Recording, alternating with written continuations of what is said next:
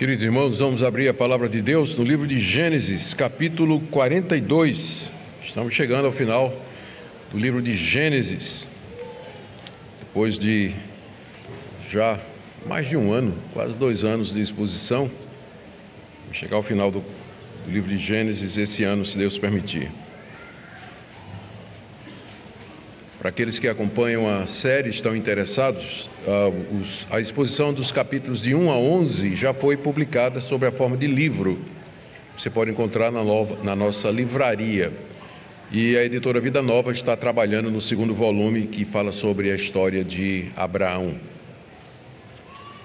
Gênesis 42, vou pedir para você deixar a sua Bíblia aberta aí no verso 25, porque nós vamos até o final do capítulo 42 e entrar um pedacinho no capítulo 43. Nós vamos orar mais uma vez, pedindo a bênção de Deus sobre a exposição da sua palavra.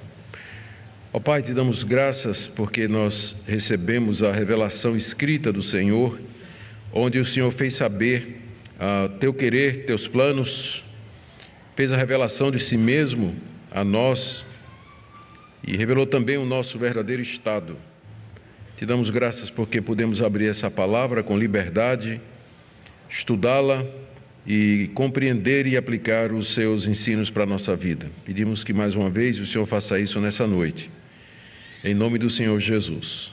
Amém. Muito bem, hoje à noite nós vamos ver, queridos, a continuação da história de José, aquela parte em que seu pai Jacó permite que Benjamim, que é o irmão mais novo de José, regresse ao Egito com os seus irmãos para a compra de mantimentos.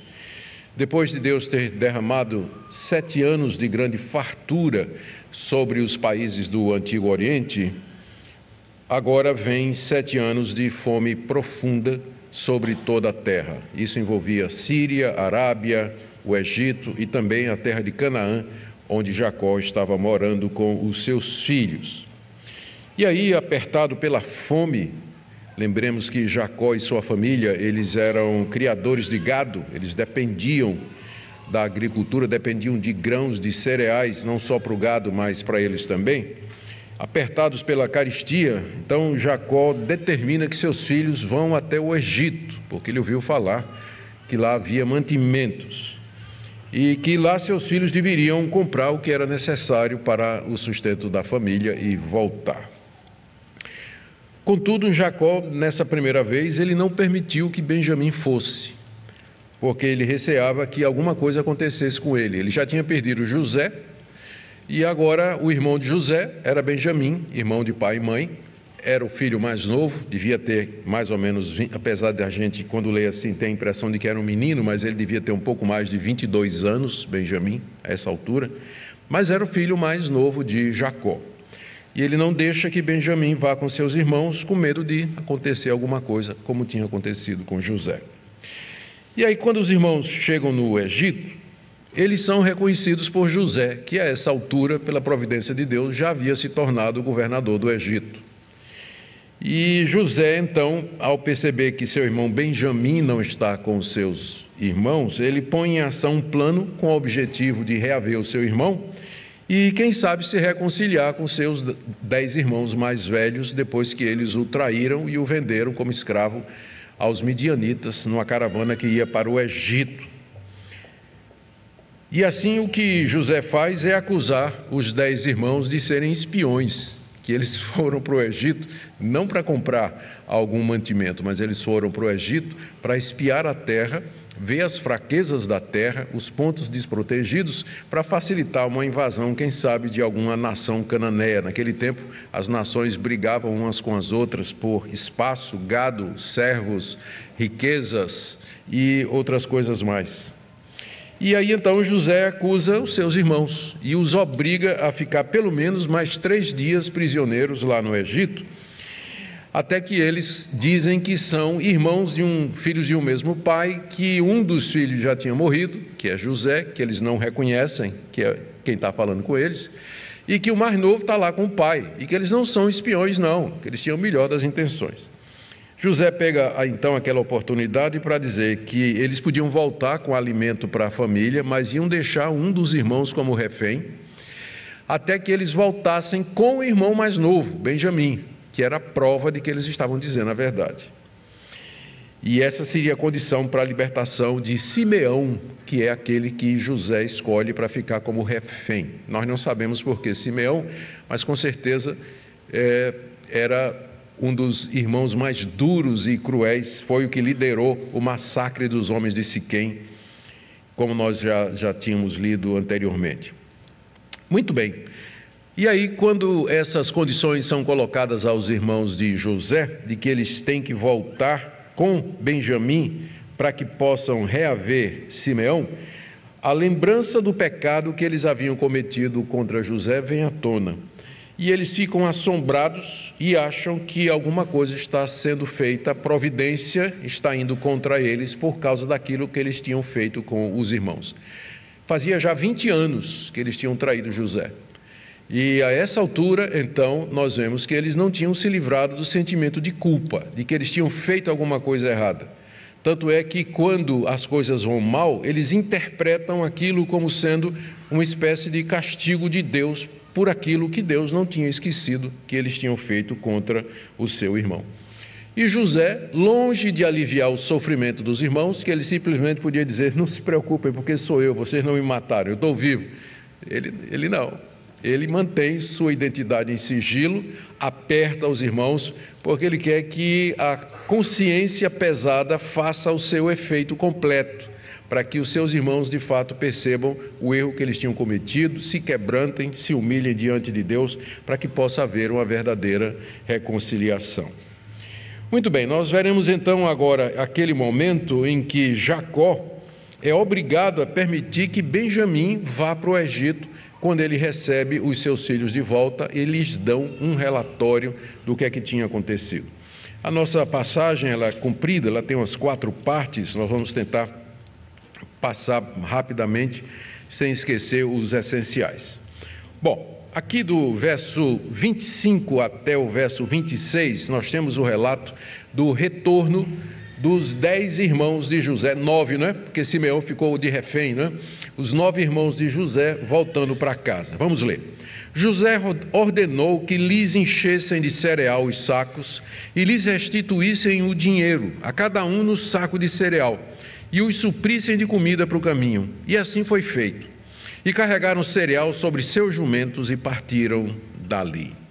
Aqui nós temos as providências que José tomou para que seus irmãos pudessem retornar a Canaã, lembrando a essa altura que os seus irmãos ainda não tinham reconhecido que era José.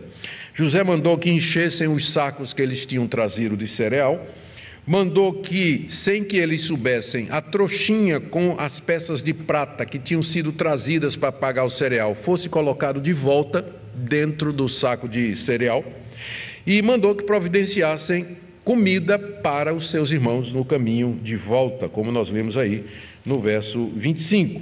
E lemos no verso 26, então, que eles partiram de Canaã. É bom lembrar aqui que cada um desses irmãos, eles tinham sua própria família. Então não era um saco só para todo mundo, mas cada um tinha seu próprio saco que eles iriam encher de mantimento, ou sacos que eles iriam encher de mantimento e levar de volta para a sua própria casa. Então, isso vai explicar o que é que vai acontecer mais adiante, quando um deles, ao abrir o saco de cereal, descobre que o dinheiro está lá, né? Que é o que vai acontecer aí do verso 27 até o verso 28. Quando um deles abriu o saco de cereal para dar de comer ao seu jumento na estalagem, encontrou dinheiro na boca do saco de cereal. Então disse aos irmãos: devolveram o meu dinheiro, está aqui na boca do saco de cereal. O coração dos irmãos se encheu de medo e, tremendo, entreolhavam-se dizendo: o que é isso que Deus nos fez? O que é isso que Deus nos fez? José tinha tido alguns objetivos, nos parece, quando ele mandou os irmãos de volta e colocou o saquinho de prata junto com os mantimentos. Primeiro, para prover para a sua família. Ele sabia que seu pai Jacó estava lá em Canaã, porque os irmãos disseram, estava passando necessidade, senão os irmãos não estavam lá. Então, como provedor da família, ele permite que eles voltem e que levem o dinheiro que eles teriam trazido para comprar mantimento. Segunda coisa, é um tiro um pouco longe, mas alguns comentaristas, mais de um que eu consultei, eles tocaram nesse assunto. Quem sabe aqui José está querendo criar um déjà vu com os seus irmãos, como que eles dissessem assim: nós já vimos isso antes, a gente voltando para casa, faltando um irmão, mas com dinheiro a mais. Não foi isso? Exatamente, foi o que aconteceu com José. Eles voltaram para casa sem José, mas com dinheiro de ter vendido José. Agora eles estavam voltando para casa com mais dinheiro e faltando um irmão, que era Simeão. Era como se José tivesse querido recriar a situação para levar eles a pensar no que estava acontecendo. E com isso, José queria despertar a consciência. E aparentemente deu certo, né? Porque qual foi a reação dos irmãos de José quando um deles, numa estalagem, e aqui nós estamos falando de uma viagem de cerca de 400 quilômetros, entre Canaã, Hebrom, e lá a fronteira norte do Egito. São 400 quilômetros agora eles subindo para o norte, né? Tinham descido para o Egito e agora estão subindo. E no meio do caminho, era que nós estamos falando de uma viagem de 15 dias, né? 20 dias mais ou menos. No meio do caminho, né? Numa das estalagens, um dos irmãos resolve tirar cereal para alimentar o animal. A gente não sabe o motivo, né? Porque que ele queria fazer isso. E lá ele descobre a prata que causa as seguintes reações dos seus irmãos, como está dizendo aí no verso 28. Primeiro, o coração ficou cheio de medo, porque eles agora poderiam ser acusados de ter roubado. De onde vem essa prata? Não foi a prata que levou para pagar? Vocês não pagaram? Roubaram, vocês enganaram o comandante de todo o Egito, aquele homem poderoso, né? Então eles, porque o Egito era a maior potência daquela época, né? Dominava sobre tudo e todos, e agora eles tinham ofendido o Egito. Estava todo mundo tremendo de medo, diz aí, não é? O coração encheu de medo, tremedeira, ficaram perplexos, diz o texto, que ficou um olhando para o outro, dizendo: que é isso que aconteceu? E aí pela primeira vez eles mencionam o nome de Deus na história até agora. Eles perguntam: o que é isso que Deus nos fez?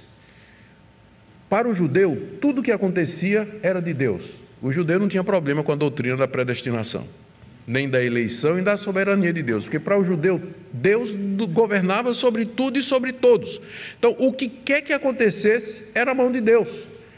Por isso, diante daquela situação inusitada, eles entenderam, interpretaram corretamente que era Deus que estava querendo fazer alguma coisa com eles. E só uma coisa podia vir à mente deles agora, é que Deus estava preparando o caminho para eles serem castigados por aquilo que eles tinham feito 20 anos antes, quando venderam o irmão. Agora chegou a hora do ajuste de contas.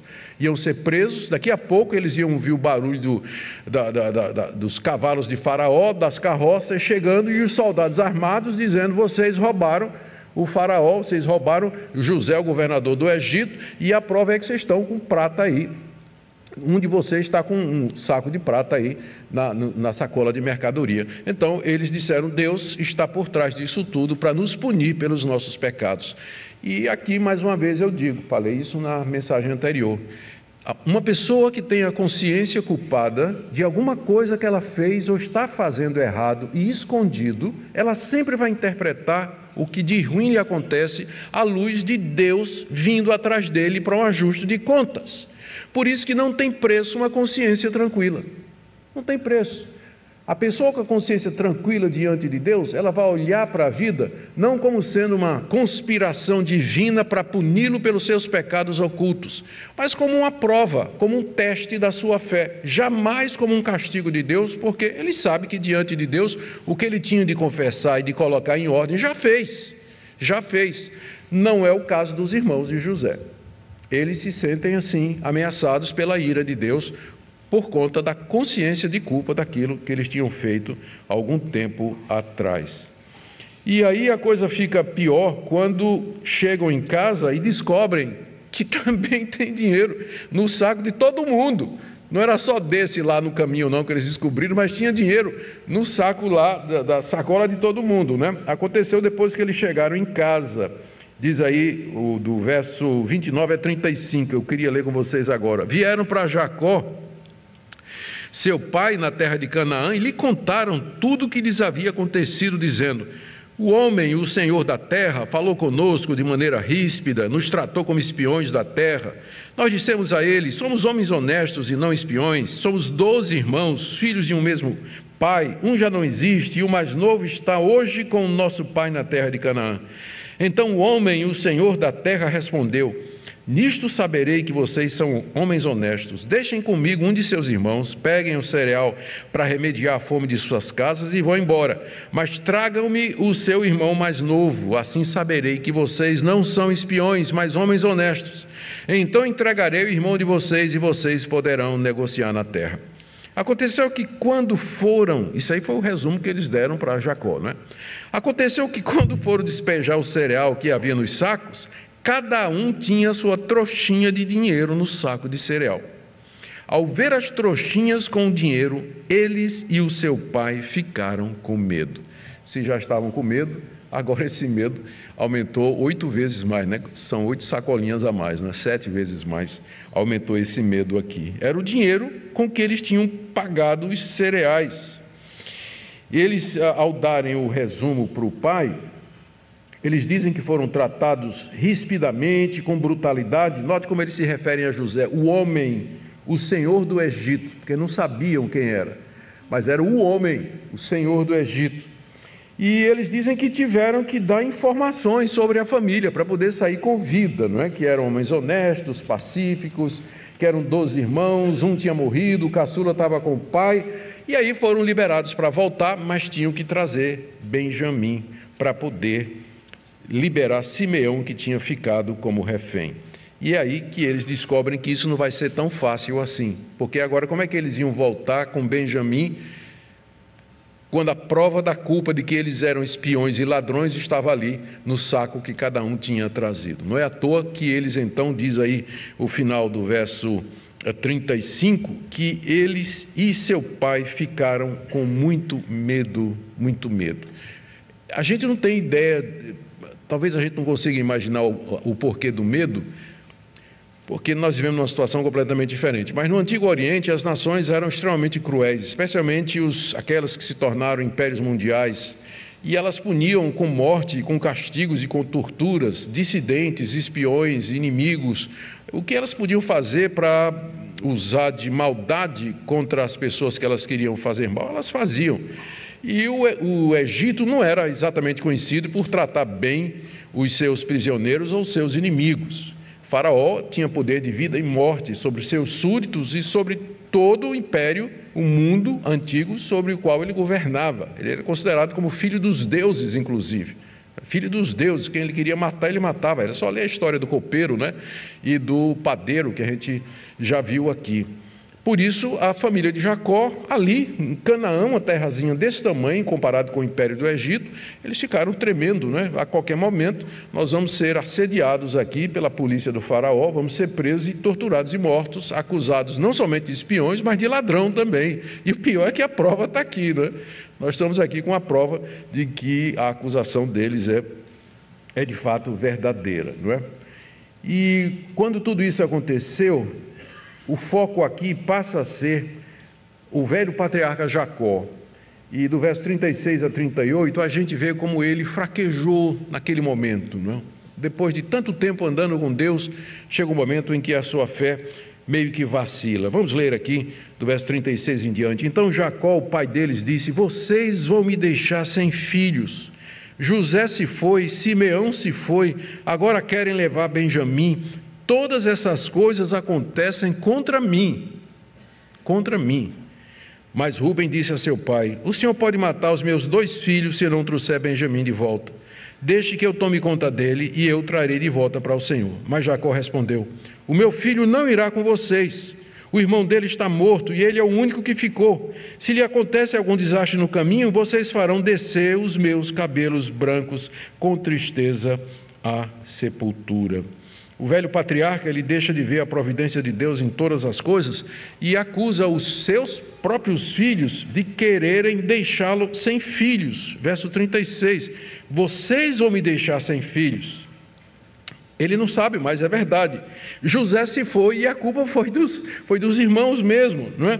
Simeão se foi, aí é injusto, não é culpa dos irmãos. E agora vocês querem levar Benjamim, mas não é que eles queriam, mas era a única alternativa que eles tinham. Mas o ponto aqui é que o velho patriarca, ele vê uma conspiração de tudo isso como sendo Deus querendo castigá-lo pelos pecados de outrora.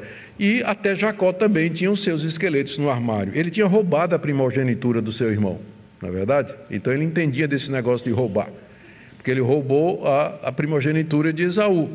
Ele enganou o seu sogro Labão. Labão enganou, mas ele em troca enganou muito mais Labão.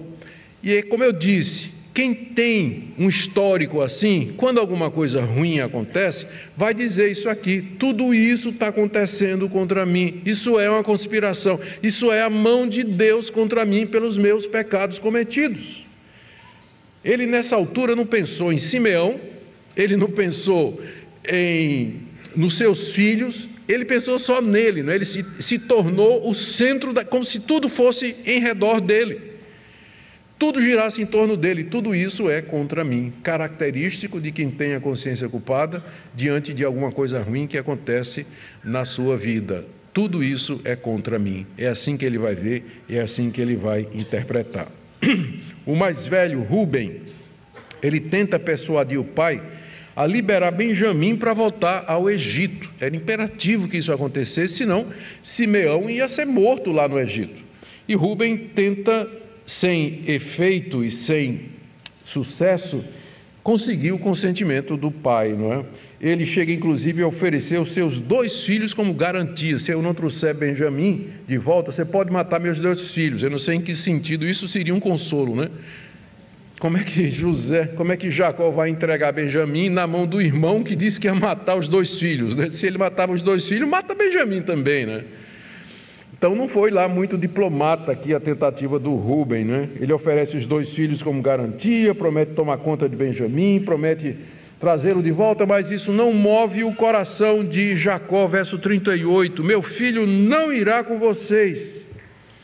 O irmão dele está morto, ele é o único que ficou. Se acontecer algum desastre no caminho, vocês farão descer os meus cabelos brancos com tristeza à sepultura. Jacó, ele não está preocupado com Simeão, que é o filho de Bila, uma de suas concubinas.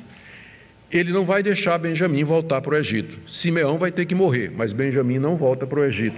Ele está preocupado com Benjamim, mas no final ele está preocupado com ele mesmo, porque ele diz assim: se Benjamim morrer, eu vou levar meus cabelos brancos em luto para a sepultura, eu vou morrer de luto pelo meu filho amado, vou morrer velho e triste sem o meu filho. Então, no fim, ele estava pensando nele. Por isso que eu disse que essa passagem aqui, ela enfoca esse momento de fraqueza na vida de Jacó. Ele vê Deus que já tinha mostrado, que já o tinha perdoado, que era favorável para ele. Ele vê Deus como conspirando tudo contra ele. Ele coloca a culpa do que aconteceu nos seus filhos. Ele está pensando somente nele mesmo, em morrer velho, sozinho, abandonado e triste pela perda dos seus filhos. Não está pensando no seu filho Simeão, não está pensando nos seus outros filhos também. Infelizmente, mesmo homens de grande fé e de experiência com Deus podem passar por momentos dessa natureza, em que eles fraquejam mesmo e ficam irreconhecíveis. Não parece o Jacó que lutou com Deus no Val de Jaboque. O Jacó que peregrinou em Padã Arã, foi e voltou, confiante em Deus, que enfrentou seu irmão Esaú no caminho de volta. Mas é aqui um velho com medo do que vai lhe acontecer no futuro, que não parece que deixou de confiar em Deus, alguma coisa assim. Capítulo 43, de 1 a 10, nós temos a penúltima parte do texto, que é a proposta de Judá. Judá era o 4º filho de Jacó, e aparentemente ele toma a liderança da família a partir daqui, quando Rúben fracassa. E é de Judá que vai sair aquele que seria o Redentor de Israel e é o Redentor do seu povo, Jesus Cristo, filho de Davi, filho de Judá. Bom, enquanto os alimentos trazidos do Egito duraram, parece que eles não voltaram mais para o assunto com Jacó, não é? E enquanto isso, Simeão continuava lá refém no Egito, Jacó irredutível. E José esperando o retorno dos irmãos, com Benjamim. Mas finalmente a fome venceu a relutância do velho patriarca Jacó. Como disse Satanás, não é? Pele por pele, tudo o que o homem tem dará em troca da sua vida. Então, na hora, disse isso lá a Deus, no caso de Jó. Jó só era temente a Deus porque ele tinha tudo. Tira, para você ver a verdadeira pessoa. E é o que está acontecendo aqui com Jacó. Enquanto Jacó tinha comida, ele disse: meu filho não vai. Mas agora chegou a fome, comida acabou. E só tinha uma solução: ir para o Egito. E para ir para o Egito tinha que ser com Benjamim. Não tinha outra condição. Deus apertando, usando as circunstâncias para cumprir os seus propósitos. É sempre assim que ele age. Ele sabe exatamente que botão apertar. Ele sabe aonde acochar, né? Por assim dizer. Que porta ele vai abrir para nos conduzir livremente, por nossa própria vontade, a cumprir o plano que ele estabeleceu antes da fundação do mundo. É o que nós vemos aqui. Vamos ler do verso 1 até o verso 10. A fome continuava gravíssima na terra de Canaã. Quando eles acabaram de consumir o cereal que tinham trazido do Egito, Jacó disse aos filhos: voltem e comprem mais um pouco de mantimento para nós. Mas Judá lhe disse: aquele homem, governador do Egito, nos advertiu solenemente, dizendo: vocês não verão meu rosto se o outro irmão não vier com vocês. Se o Senhor resolver enviar conosco o nosso irmão, nós iremos e compraremos mantimento para o Senhor. Mas se o Senhor não enviar, não iremos. Pois o homem nos disse: vocês não verão meu rosto se o outro irmão não vier com vocês. Israel, que é o mesmo Jacó, respondeu: por que vocês me fizeram esse mal, dando a saber àquele homem que vocês tinham outro irmão?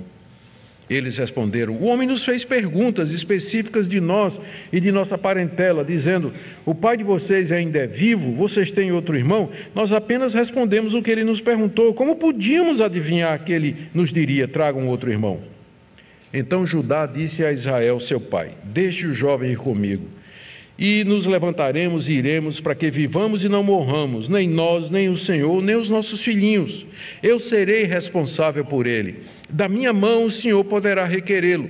Se eu não o trouxer de volta e não o puser diante do Senhor, serei culpado para com o Senhor pelo resto da minha vida.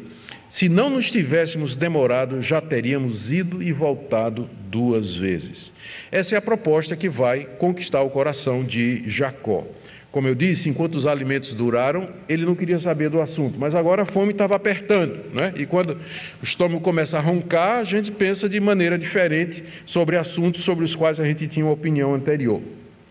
A fome venceu a relutância do velho patriarca, e porque diz o texto aí no verso 1, que a fome continuava gravíssima na terra. E Jacó, sua descendência, haviam consumido todos os alimentos. E aí então, agora é o próprio Jacó que manda os seus filhos voltar ao Egito, no verso 2. Voltem lá e comprem mais mantimentos. E agora é a vez de Judá tomar a liderança com seus irmãos e dizer que eles não vão voltar sem Benjamim. Judá relembra as ameaças severas e graves do governador do Egito, aí no verso 3. E ele diz que se Jacó liberar Benjamim, eles voltarão para o Egito para comprar alimento, verso 4. Caso contrário, eles não vão, porque sabem que ao chegar lá, eles seriam presos como Simeão, acusados de espiões, de mentirosos, de ladrões, e a vida deles então chegaria ao fim. E Jacó aqui, chamado de Israel, ainda reluta no verso 6, veja só, não é? Por que vocês fizeram esse mal? Por que vocês foram dizer para o homem que ainda vocês tinham um irmão caçula? E os filhos respondem, se defendem. A gente não tinha condições. Ele estava fazendo pergunta muito específica. Vocês têm um outro irmão? Até parece que ele conhece a gente, não é? Ele estava fazendo pergunta, vocês têm, o pai de vocês está vivo? Vocês têm um irmão mais novo? Então, a gente não tinha como escapar do que ele estava perguntando. E aí, então, Judá faz uma proposta que é diferente daquela de Rúben. Ele não diz assim: você pode matar meus filhos, mas ele diz assim: eu vou servir de garantia pelo menino. Eu me ofereço no lugar dele se alguma coisa acontecer. E ele pede: pai, pensa no Senhor, pensa nos seus filhos e pensa em nós. Aqui no final do verso 8, iremos para que vivamos e não morramos, nem nós, nem o Senhor, nem os nossos filhinhos. Pai, pensa no Senhor, pensa em nós, pensa nos seus netos. Para de pensar só em Benjamim, sua família é maior. Sua família é maior do que isso aqui, porque ele estava obcecado, né, pelo Benjamim, ele não conseguia ver além de tudo isso. E aí a palavra de Judá finalmente consegue vencer. É impressionante como o amor de Jacó por Benjamim impedia o patriarca de ver o sofrimento do outro filho, e a fome dos seus filhos e netos é quase uma obsessão que estava colocando em risco o clã deles, a descendência escolhida, aquela semente santa que Deus até agora vinha preservando. Jacó estava colocando isso em risco. Finalmente ele consente, está aí do verso 11 até o verso 14, e com isso a gente vai terminar. Então Israel, seu pai, disse: se é assim, então façam o seguinte: peguem do mais precioso dessa terra, ponham nos sacos para o mantimento e levem de presente a esse homem um pouco de bálsamo, um pouco de mel, especiarias e mirra, nozes de pistácia e amêndoas. Levem dinheiro em dobro e devolvam o dinheiro restituído na boca dos sacos de cereal. É possível que tenha havido algum engano. Não teve, não. Levem também o irmão de vocês. Levantem-se e voltem àquele homem. Deus Todo-Poderoso lhes dê misericórdia diante do homem, para que restitua o outro irmão e deixe que Benjamim volte com vocês. Quanto a mim, se eu perder os filhos, sem filhos ficarei. Finalmente, acossado pela fome, pela decisão dos filhos e pela oferta de Judá, Jacó resolve permitir a ida do seu filho mais moço, Benjamim. E ele toma algumas providências para o retorno. Eles não vão voltar de mão vazia. Primeiro, eles têm que levar um presente para o governador do Egito. Ele mesmo dá os detalhes. Ele escolhe aqui as especiarias que eram típicas de Canaã e que os seus filhos deveriam levar: bálsamo, mel, mirra, nozes de pistácia, eu creio que é o pistache, né? E amêndoas. Aquilo tudo era típico ali da região. Eles deveriam levar um presente para o governador do Egito. Segundo, eles deveriam levar o dinheiro em dobro. Iam levar o dinheiro que voltou nos sacos e, além disso, a quantia dobrada. Lembrem que que Jacó era extremamente rico. Só não tinha comida para comprar. Dinheiro tinha. Agora não tinha comida para comprar. Então, ele tinha todos esses recursos financeiros que nós vemos aqui. Terceiro, eles deviam levar Benjamim e voltar para o governador do Egito, verso 13, e ele invoca a bênção do Deus Todo-Poderoso sobre os seus filhos. O Deus Todo-Poderoso, no verso 14, ele que tudo pode, faça com que vocês encontrem misericórdia diante daquele homem e que Simeão e Benjamim sejam restituídos. E, finalmente, ele manifesta a sua resignação diante da vontade de Deus. Se perder meus filhos, sem filhos ficarei. Fazer o quê, não é?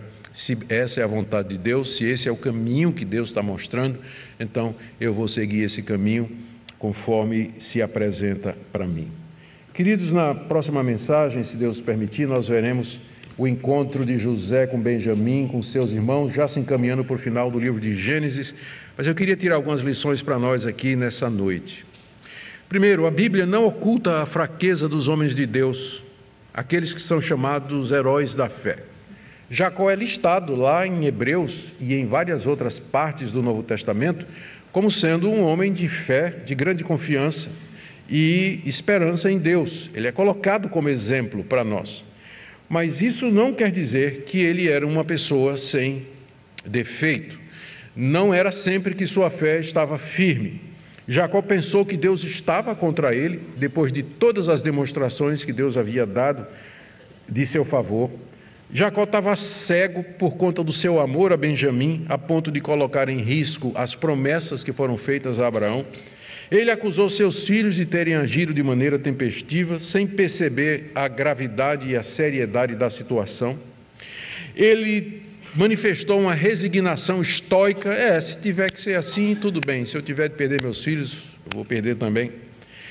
Tudo isso mostra que nós somos pecadores, incrédulos, temerosos, desconfiados com Deus e cegos para os seus propósitos.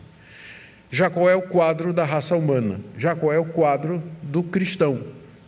Nós cremos em Deus, cremos nas suas promessas, confiamos naquilo que Ele nos diz, mas há momentos em nossa vida em que nossa fé oscila.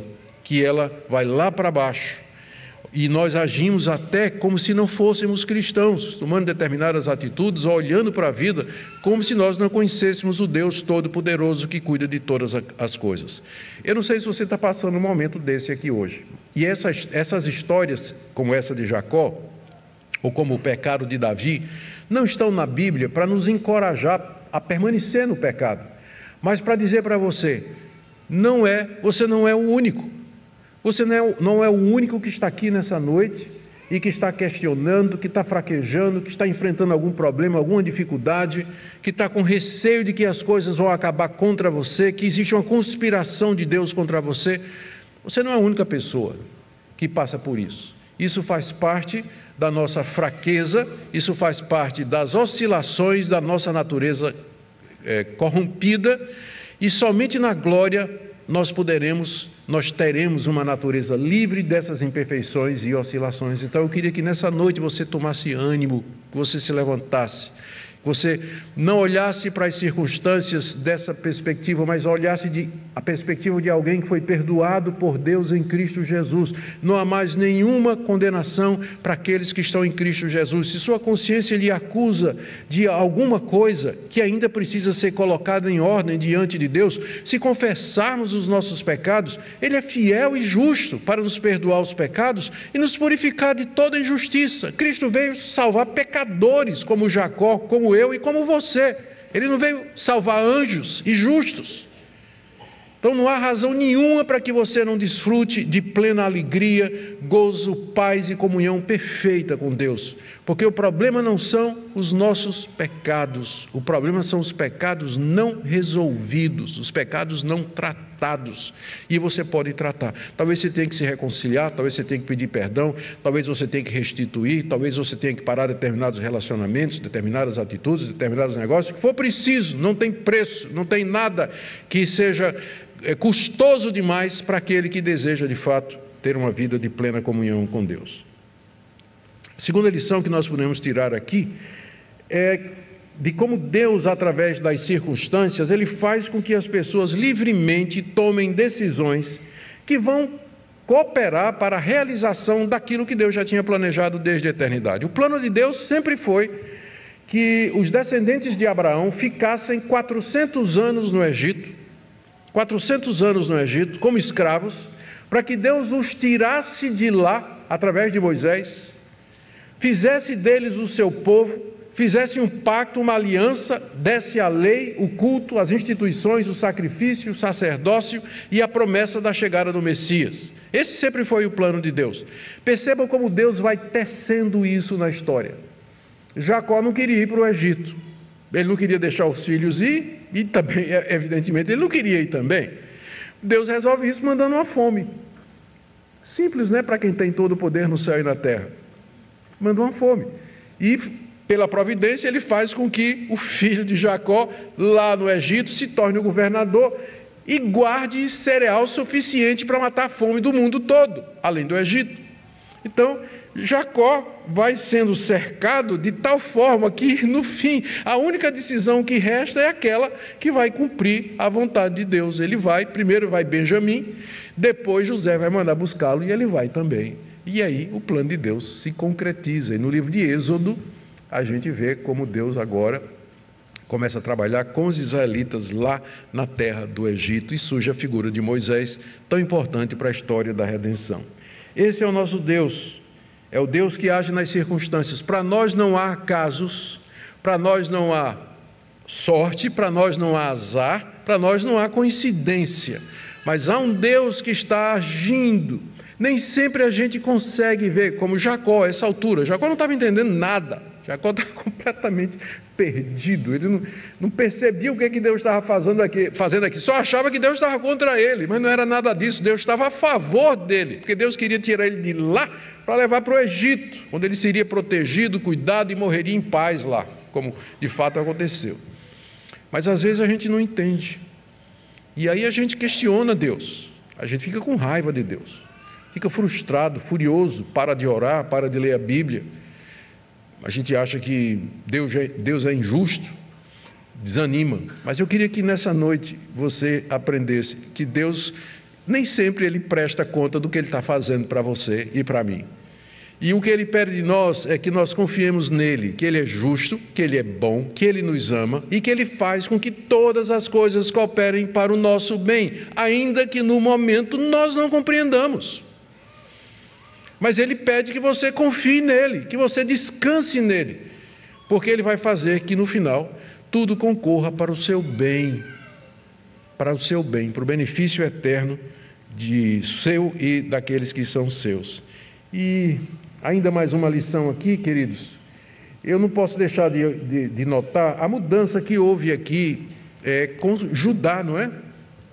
O Judá, que juntamente com os seus irmãos haviam participado do plano para vender José como escravo no Egito, e era tão mau e corrompido como seus irmãos, agora eu encontro Judá aqui disposto a dar a própria vida no lugar de Benjamim, o que nos leva a ter esperança e não desistir das pessoas. Se a gente fosse olhar para os irmãos de os irmãos de José, filhos de Jacó, depois, ali naquela passagem que eles vendem o irmão, porque tinham ódio do irmão, depois de a gente ler o que é que Simeão e Levi fizeram, matando os homens de Siquém, que Rúben, o mais velho, se deitou com uma das mulheres do seu pai, então só tem figura, né, na família de Jacó, a gente olharia assim e diria, pode vir alguma coisa boa dessa família aí? Algum gesto de bondade, de virtude pode sair dos filhos de Jacó, depois de tudo que eles aprontaram?